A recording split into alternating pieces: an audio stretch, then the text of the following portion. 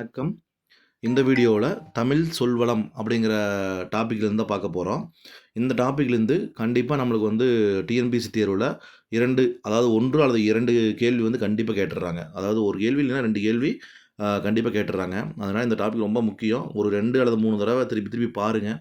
பார்த்தீங்கன்னா கண்டிப்பாக ஈஸியாக மைண்டில் செட் ஆயிரும். மைண்டில் செட் ஆச்சுன்னா ஈஸியாக வந்து மார்க் வாங்கிடலாம். அதாவது ஜஸ்ட் வந்து ஒரு 15 நிமிஷம் 20 நிமிஷம் வீடியோக்குள்ளேயே வந்து நம்ம இந்த டாபிக் கவர் பண்ணிடலாம். அதிலிருந்து உங்களுக்கு கண்டிப்பாக ஒரு 2 கேள்வி ஈஸியாக வந்துடும் உங்களுக்கு. இப்போ இந்த லெசன் ஆரம்பிச்சோடனேயே வந்து திராவிட மொழிக்குரிய ஆரம்பிச்சோடனேயே வந்து கால்டுவெல் திராவிட மொழியின் ஒப்பியல் இலக்கணம் கால்டுவெல் அப்படிங்கிற இன்ஃபர்மேஷன் நம்மளுக்கு கொடுத்துருக்காங்க. இந்த இடத்துல கொடுத்துருக்காங்க. திராவிட மொழிகளின் ஒப்பியல் இலக்கணம் கால்டுவெல் அப்படின்னு சொல்லி கொடுத்துருக்காங்க. இதை நோட் பண்ணிக்கங்க. இதுக்கப்புறம் தான் நம்ம இந்த பாட்டுக்கே போக போகிறோம். இதில் வந்து அடிவகை கொடுத்துருக்குறாங்க. நம்ம தாவரங்கள் இதோடைய வந்து அடிவகையை வந்து நம்மளுக்கு கொடுத்துருக்காங்க. இந்த அடிவகையிலேருந்து கண்டிப்பாக பொறுத்துகால கேள்வி கேட்கறதுக்குண்டான வாய்ப்புகள் வந்து அதிகமாக இருக்குது நம்மளுக்கு. அதாவது அடிப்பகுதி இப்போது செடி வருதுன்னா செடியோட அடிப்பகுதி வேருக்கு பார்த்தீங்களா, வேருக்கு மேலே அந்த மேலே தண்டு வரும் பார்த்தீங்களா, கிளை பிரியும் பார்த்தீங்களா, அதுக்கு கீழே இருக்கிற பகுதி தான் நம்ம எப்படி சொல்லுவோம் அப்படின்னு சொல்லி கொடுத்துருக்காங்க. அதாவது நெல் கேழ்வரகுனுடைய அடிப்பகுதியை வந்து நம்ம என்ன சொல்லுவோம்னா தாள் அப்படின்னு சொல்லுவோம். கீரை வாழை நம்ம இது வந்து வாழைத்தண்டு நம்ம ஈஸி சொல்லுவோம். கீரை தண்டு அப்படிங்கிறது வந்து புழக்கத்துலேயே இருக்குது, ஒன்றும் பிரச்சனை கிடையாது. அடுத்தது நெட்டி மிளகாய் செடி இங்கே இந்த பகுதி தான் நெட்டி மிளகாய் செடியில் அந்த பகுதியில் சொல்லணும்னா கோல், அது ஒரு குச்சி மாதிரி இருக்குது பாருங்க. இந்த படத்தை இமேஜை வந்து கண்ணுக்குள்ளே வச்சுக்கோங்க அப்படியே. இதை வந்து நம்ம என்ன சொல்லுவோம்னா ஒரு கோல் குச்சி மாதிரி இருக்குது பாருங்கள், கோல் மாதிரி தான் இருக்குது. அதனால தான் வந்து என்ன சொல்லுவோம்னா மிளகாய் செடியோட பகுதியை வந்து கோல் அப்படின்னு சொல்லுவோம். நம்ம குத்துச்செடி அது புதர், அதை வந்து நம்ம என்ன சொல்லுவோம்னா தூருன்னு சொல்லுவோம். குத்துச்செடி அல்லது புதரை வந்து நம்ம தூரு அப்படின்னு சொல்லுவோம். இங்கே பாருங்கள், இதுதான் தூறு கட்டி வருதுன்னு சொல்லுவோம் பாருங்க. செடி வந்து நம்ம பொதுவாக கிராமங்களில் சொல்லுவாங்க, செடி எப்படி வந்திருக்கு அப்படின்னா நல்லா தூறு கட்டி வந்திருக்குப்பா அப்படின்னு சொல்லுவாங்க. அப்படின்னு நல்லா அகலமாக வந்திருக்கு அப்படின்னு. புதர் வந்து குத்துச்செடியை வந்து நம்ம என்ன சொல்லுவோம்னா தூருன்னு சொல்லுவோம். நம்ம தட்டு அல்லது கம்பு, இது நம்ம ஜென்ரலாகவே சொல்கிறது தான். கம்மந்தட்டு சோளத்தட்டு அப்படின்னு சொல்லுவோம். கரும்பினோட அடிப்பகுதி வந்து நம்ம என்ன சொல்லுவோம்னா களி அப்படின்னு சொல்லுவோம். மூங்கிலின் அடிப்பகுதி நம்ம களை அப்படின்னு சொல்லுவோம். நம்ம புளிய மரம் வேப்ப மரம் அதில் இருக்குது பார்த்தீங்களா, அதனோட அடிப்பகுதி வந்து அடினே சொல்லுவோம். நம்ம புளிய மரம் வேப்ப மரத்தோட அடிப்பகுதி நம்ம என்ன சொல்லுவோம்னா அடியினே வந்து சொல்லிடுவோம் நம்ம. ஓகேங்களா. அடுத்தது கவை கிளைப்பிரிவு, அதாவது தண்டிலிருந்து நம்ம படம் பார்த்தோம். இப்போது இந்த படம் பார்த்தீங்கன்னா தெரியும் உங்களுக்கு. இது வந்து வேர்லேருந்து போகுது. படம் வந்து பார்த்திங்கன்னா தெரியும். இந்த வேர்பகுதியிலேருந்து மேலே வந்து இது போகுது. இதுதான் அடிப்பகுதின்னு சொல்கிறோம். இந்த அடிப்பகுதியிலிருந்து இப்படி கிளை பிரிந்தீங்களா, இந்த கிளை பிரிஞ்சு இதிலிருந்து பல்வேறு கிளைகள் பிரிந்து தெரியுமா, அதை தான் வந்து அடுத்ததில் வந்து கொடுத்துருக்காங்க நம்மளுக்கு. அடிமரத்தினின்று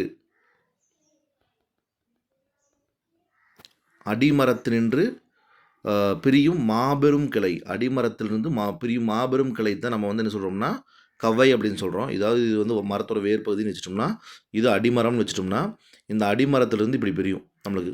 வேப்ப மரத்தை வந்து இல்லை புளிய மரத்தை வந்து ஞாபகம் வச்சுக்கோங்க, நல்லா உங்களுக்கு மைண்டில் செட் ஆகும். இதில் வந்து இப்படி கிளை வந்து பெருசாக அப்படி பிரியும், பெரிய கிளையாக போகும் உங்களுக்கு. அதை தான் வந்து நம்ம என்ன சொல்கிறோம்னா கவை அப்படின்னு சொல்கிறோம். அடுத்தது கொம்பு அல்லது கொப்பு, இந்த பெரிய கோல் போகுது பார்த்தீங்களா, இதிலிருந்து மறுபடியும் வந்து ஒரு கிளை இப்படி பிரியும். அதை தான் நம்ம என்ன சொல்கிறோம் அப்படின்னு கேட்டோம்னா கொம்பு அப்படின்னு சொல்கிறோம். இந்த கொம்புலிருந்து பார்த்தீங்கன்னா மறுபடியும் ஒரு கிளை இப்படி பிரியும். அதை தான் என்ன சொல்கிறோம்னா கிளைன்னு சொல்கிறோம். நம்ம இந்த கிளையிலிருந்து மறுபடியும் ஒரு சின்ன கோல், நீ புளிய மரத்தை போய் நின்று ஜஸ்ட் ஒரு 5 நிமிஷம் போய் நின்று பாருங்கள், ஈஸியாக மைண்டில் செட் ஆயிரும். அந்த கொம்புலிருந்து பிரிகிறது தான் நம்ம என்ன சொல்லுவோம்னா சினை அப்படின்னு சொல்லுவோம். இந்த சினையிலிருந்து மறுபடியும் ஒரு கோல் ரொம்ப சின்ன குச்சி மாதிரி பிரியும். அதை தான் நம்ம என்ன சொல்கிறோம்னா போத்துன்னு சொல்லுவோம். போத்து அப்படின்னு சொல்லுவோம். நம்ம போத்தினுடைய பிரிவு, இந்த பிரிவில் வர்றது தான் குச்சி. அந்த குச்சியில் கொனையில் நம்ம கையில் நம்மளுக்கு புளியங்காய் இல்லை வேப்பங்காய் எல்லாம் வந்து தொங்கும் தெரியுங்களா, அது வந்து ஒரு கொத்தா அப்படியே தொங்கும் நம்மளுக்கு. அதை தான் நம்ம என்ன சொல்கிறோம்னா இனுக்கு அப்படின்னு சொல்கிறோம். கொனையில் ரொம்ப நுண்ணியில் இருக்கிறது தான் வந்து என்ன சொல்கிறோம்னா இனுக்குன்னு சொல்கிறோம். நம்ம இது வந்து ஒரு 2 டைம் 3 டைம் படித்து பாருங்கள். படிச்சிங்கன்னா ஈஸியாக மைண்டில் செட் ஆயிரும். ஈஸியாக அந்த பகுதியிலேருந்து நம்ம மார்க் வாங்கிடலாம்.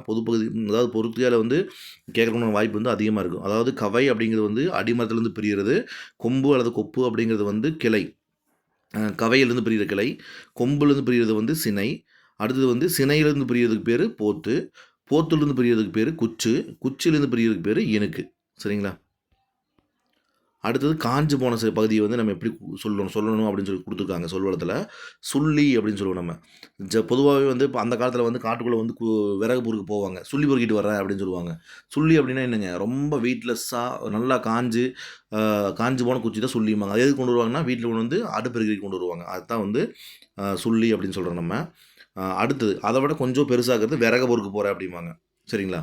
அதாவது வேலி மரத்துலேருந்து வேலி செடிக்கு பார்த்தீங்கன்னா வேலி மரம் இருக்குல்லங்க, அதுலேருந்து அந்த இணுக்கு வருதுல்ல, குச்சி இணுக்கு வருதுங்களா, அதைத்தான் வந்து சுள்ளின்னு சொல்லுவோம் நம்ம. அந்த வேலி மரத்தையே பொறுக்கணும்னா காய்ந்த இலையை வந்து விறகுன்னு சொல்லுவோம் நம்ம. சரிங்களா? வெங்களி, அதை வெங்களின்னு சொல்லணும்னா காய்ந்த களின்னு சொல்லுவோம் நம்ம. சரிங்களா? கட்டை அப்படிங்கிறது வந்து நான் கொஞ்சம் தடிமனாக இருக்கிறத வந்து கட்டை அப்படின்னு சொல்லுவோம் நம்ம.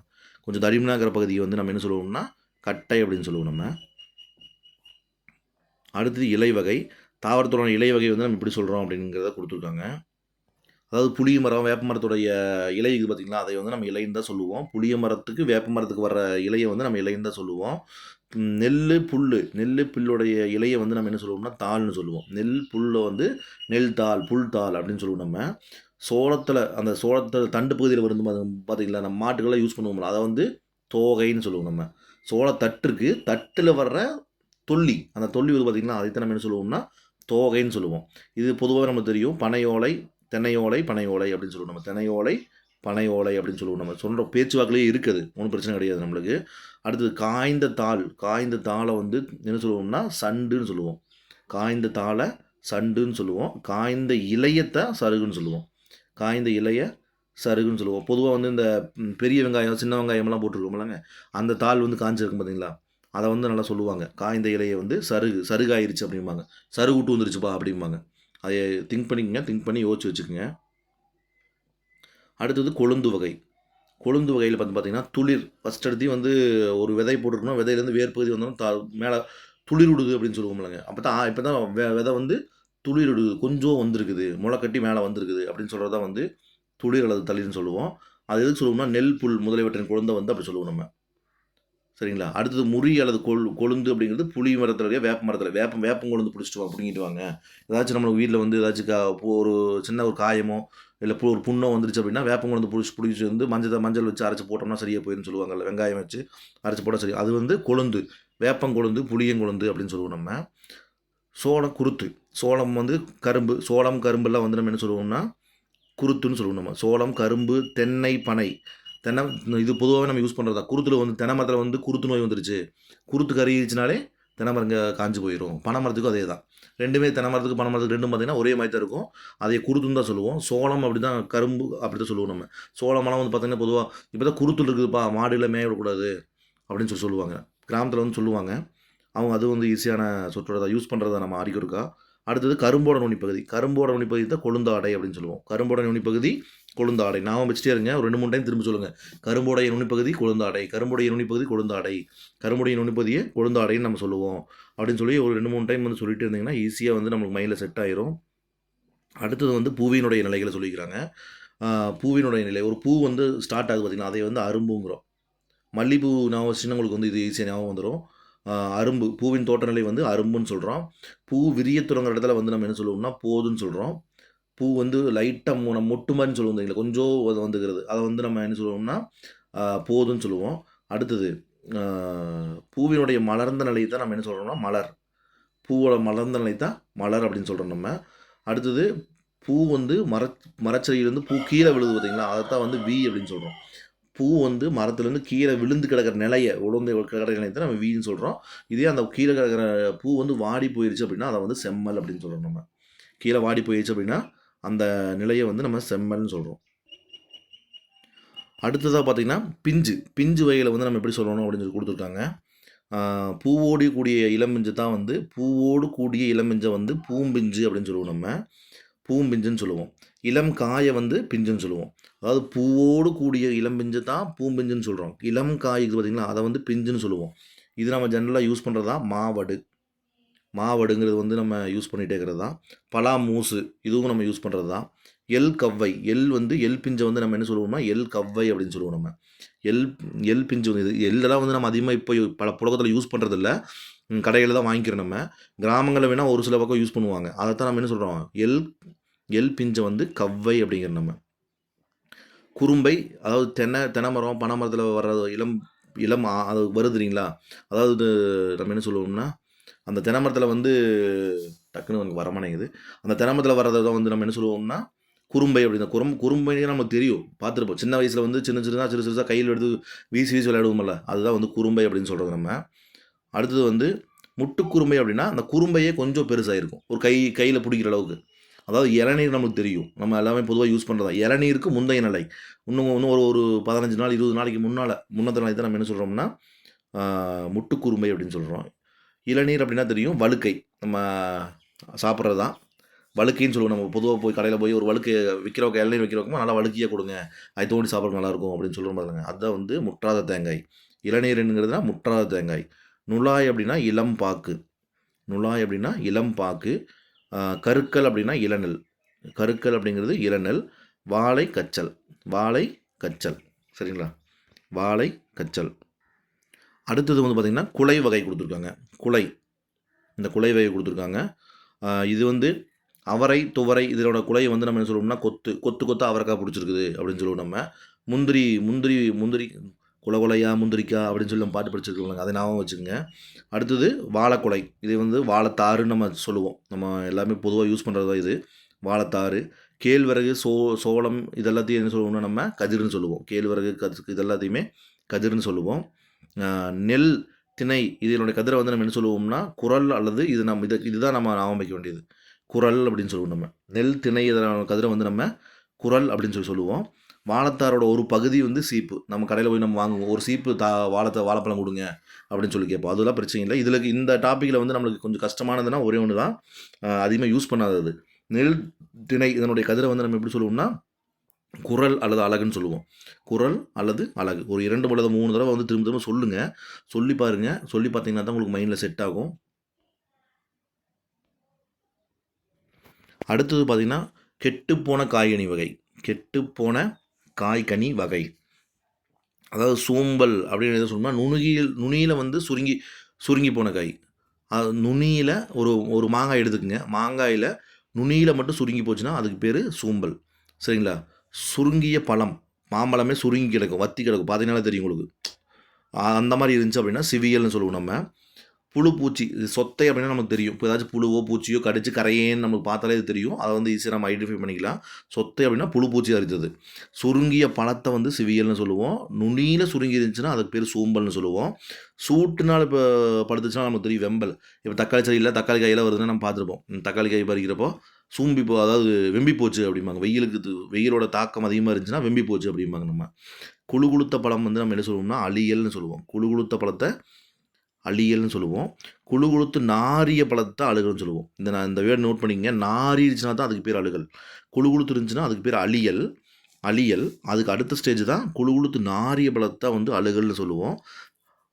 பதறாய் போன மிளகாய். அடுத்தது வந்து பதறாய் போன மிளகாயத்தை சொண்டுன்னு சொல்லுவோம். பதறாய் போன மிளகாயை சொண்டுன்னு சொல்லுவோம் நம்ம. சரிங்களா? அடுத்தது கோட்டான்காய் அல்லது கோவைக்காய். அதாவது கோட்டான் உட்கார்ந்ததினால் கெட்ட காய். கோட்டான் உட்கார்ந்ததினால் கெட்ட காய்க்கு வந்து என்ன சொல்லுவோம்னா கோட்டான்காய் அல்லது கோவைக்காய்ன்னு சொல்லுவோம் நம்ம. தேரை அமர்ந்ததினால் கெட்ட காய்க்கு வந்து தேரைக்காய். இந்த பேரே நமக்கு இருக்குது. பொறுத்துக்கால் கொடுத்தாங்கன்னா நம்ம ஈஸியாக இதை வந்து ஐடென்டிஃபை பண்ணி எழுதிடலாம். அதாவது கோட்டான்காய் அப்படின்னு கொடுத்தாங்கன்னா கோட்டான் உட்கார்ந்ததுனால கெட்டுப்போன காய். தேரைக்காய்னு கொடுத்தாங்கன்னா தேரை அமர்ந்ததுனால கெட்டுப்போன காய். இது தெரியும் நம்மளுக்கு. அல்லிக்காய் அப்படின்னா தேரை அமர்ந்ததுனால கெட்ட காய், தேங்காய். அல்லிக்காய் அப்படிங்கிறது தேரை உட்கார்ந்ததுனால கெட்டுப்போன தேங்காய்க்கு பேர் அல்லிக்காய். ஒல்லிக்காய் அப்படிங்கிறது பொதுவாக நம்ம கழிச்சு விடுவாங்க. நம்ம தேங்காய் எண்ணுறப்போலாம் தேங்காய் தோட்டம் வச்சுருக்கவங்களாம் தெரியும். தேங்காய் எண்ணுறப்போ ஒவ்வொரு காய் வந்து ஒல்லிக்காய் அப்படின்னு சொல்லி கழிச்சு விடுவாங்க. அது வந்து நம்ம தேங்காயில் கெட்ட காய் உள்ளே ஒன்றுமே இருக்காது. காய் அப்படியே இருக்கும். அதை எடுத்து பார்த்தோம்னா ஒல்லிக்காய். உள்ளே ஆட்டி பார்த்தோம்னா உள்ளே ஒன்றுமே இருக்காது. தண்ணியோ இல்லை உள்ளுக்குள்ளே வந்து இந்த தேங்காய் பருப்போ எதுவுமே இருக்காது. அடுத்தது பார்த்திங்கன்னா பழத்தினுடைய தோலோட வகைகள். அதாவது தொலி மிக மெல்லியது.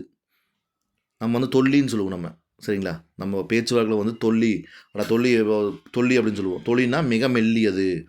தோல் அப்படிங்கிறது வந்து அதை விட கொஞ்சம் திண்ணமானது. தோல் அப்படிங்கிறது திண்ணமானது. தோலை நீக்கி சாப்பிடு அப்படின்னு சொல்லுவோம்ல நம்ம. தோல் வந்து அதை விட கொஞ்சம் திண்ணமானது. அதை விட கொஞ்சம் அதிகம் கெட்டியாக இருக்குன்னு வச்சுக்கோங்களேன். தோடு அப்படின்னா வன்மையானது. தோடு அப்படின்னா வன்மையானது. ஓடு அப்படின்னா மிக வன்மையானது. முட்டைகளாக வருது பார்த்திங்களா? முட்டையோட ஓடு மிக வன்மையானது. குடுக்கை, சுரையினோடு. சுரையினோட ஓடு தான் வந்து நம்ம என்ன சொல்லுவோம்? குடுக்கைன்னு சொல்லுவோம். சுரையினோடு குடுக்கை. அடுத்து வந்து தேங்காய் நெற்றியின் மேற்பகுதி அதை வந்து மட்டைன்னு சொல்லுவோம். மட்டை உரிச்சு தான் தேங்காய் யூஸ் பண்ண முடியும். அது நெல் கம்புகளாக வர்றது வந்து உமி. சரிங்களா? வரகு கேழ்வரகு வந்து கொம்மை. வரகு கேழ்வரகு வர்றது வந்து கொம்மை. திரும்ப திரும்ப சொல்லி பாருங்கள். தொல்லி அப்படின்னா நம்ம சொல்லுவோம். தொழின்னு கொடுத்துக்குறாங்க. தொல்லின்னு நம்ம வந்து பேச்சு வழக்கில் யூஸ் பண்ணுவோம். தொல்லி அப்படின்னு சொல்லி யூஸ் பண்ணுவோம். தொல்லி அப்படின்னா மிக ரொம்ப மெலிசாக இருக்கும். தோல்னா அதை விட கொஞ்சம் தின்னமானது. நம்ம உடம்பு தோல்னு வச்சுங்களேன். இப்போ தொல்லினா நீங்கள் வந்து நடக்கலமுத்து பார்த்தீங்கன்னா கடலக்காய்ன்னு சொல்லுவோம்ல, அதனுடைய மேல் பகுதி வந்து நான் எக்ஸாம்பிளுக்கு சொல்கிறேன், கரெக்டாக இருக்காது. அதனுடைய மேல் பகுதி வந்து நம்ம தொல்லிக்கு வந்து ஞாபகம் வச்சுக்கலாம். தோல் அப்படின்னா நம்ம உடம்புடைய தோல். அந்த தோலை விட நம்ம தோல் கொஞ்சம் தின்னமானது. அடுத்தது தோடு வன்மையானது. அதை விட கொஞ்சம் நம்ம காதில் போடுறோம் பார்த்தீங்களா, நம்ம தோலை விட காதில் இருக்கிற தோடு அது வந்து தோடுன்னு ஞாபகம் வச்சுக்கோங்க. அதை விட வன்மையானது. அப்புறம் ஓடுன்னு வந்துச்சுன்னா நீங்கள் வந்து முட்டை ஓடு ஞாபகம் வச்சுக்கோங்க. சரிங்களா? முட்டையோட ஓடு ஞாபகம் வச்சுக்கோங்க. குடுக்கை அப்படின்னா சுரையனோடு. அடுத்தது மட்டை அப்படின்னா தேங்காயோட நெற்றி பகுதி மேலே. உமி அப்படின்னா நெல் கம்பு. கொம்பை அப்படின்னா வரகு கேழ்வரகு. கொம்பை அப்படின்னா வரகு கேழ்வரகு.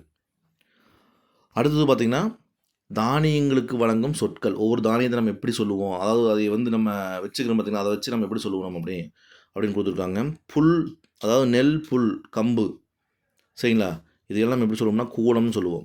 நெல், கம்பு இது எல்லாத்தையும் நம்ம என்ன சொல்லுவோம்னா கூலம்னு சொல்லுவோம். அவரை பயிறு, உளுந்தம்பயிறு, அவரைப்பயிறு அப்படின்னு சொல்லுவோம். வேர்க்கடலை வந்து கடலைன்னு சொல்லுவோம். கொண்டக்கடலையும் வேர்க்கடலையுமே கடலைன்னு சொல்லுவோம் ஜென்ரலாகவே நம்ம. கத்திரி, மிளகாய் எல்லாம் வந்து விதைன்னு சொல்லுவோம். கத்திரி விதை. நம்ம வாங்குறப்ப அப்படி தான் சொல்லி வாங்குவோம். கத்திரி விதை கொடுங்க, மிளகாய் விதை கொடுங்க அப்படி தான் சொல்லி வாங்குவோம். அப்படி ஞாபகம் வச்சுக்கோங்க. அடுத்தது வந்து புளி, அதாவது கால்னு சொல்லுவோம். புளி, காஞ்சரை, நச்சுமரம் முதலியவற்றின் வித்தை வந்து நம்ம என்ன சொல்லுவோம்னா கால் அப்படின்னு சொல்லுவோம். புளி, காஞ்சரை இதனுடைய வித்தை வந்து காஞ்சரைன்னு சொல்லுவோம். நம்ம கால்னு சொல்லுவோம். அடுத்தது வேம்பு, வேப்பமரம், ஆமணக்கல்ல இது பார்த்திங்கன்னா அதை வந்து முத்து, வேப்பமுத்து பொறுக்கு போலியா அப்படின்னு கேட்பாங்க அந்த காலத்துலலாம். வேப்பமுத்து, வேப்ப மரத்துலேருந்து கீழே விழுந்து கிடைக்குதுங்களா, அதை வேப்பமுத்து அப்படின்னு சொல்லுவோம். ஆமணக்கு முத்து. அடுத்து மாப்பனை, இதெல்லாம் வந்து மாங்கொட்டை, பனங்கொட்டை, மாங்கொட்டை, பனங்கொட்டை அப்படின்னு சொல்லுவோம். தென்னையில் வர வித்துக்கு பேர் வந்து தேங்காய். தென்னையில் வர வித்துக்கு பேர் தேங்காய்.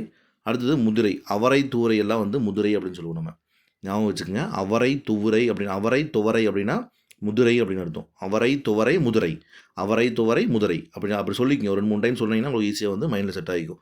அவரை துவரை முதிரை, அவரை துவரை முதிரை.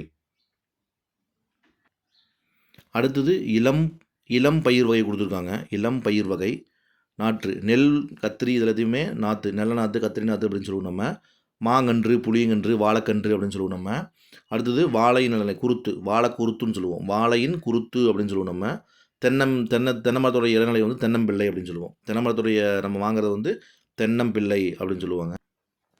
அடுத்தது பார்த்திங்கன்னா விழாவின் இளநிலை வந்து குட்டி அப்படின்னு சொல்லுவாங்க. விழாவின் இளநிலை குட்டி அப்படின்னு சொல்லுவாங்க.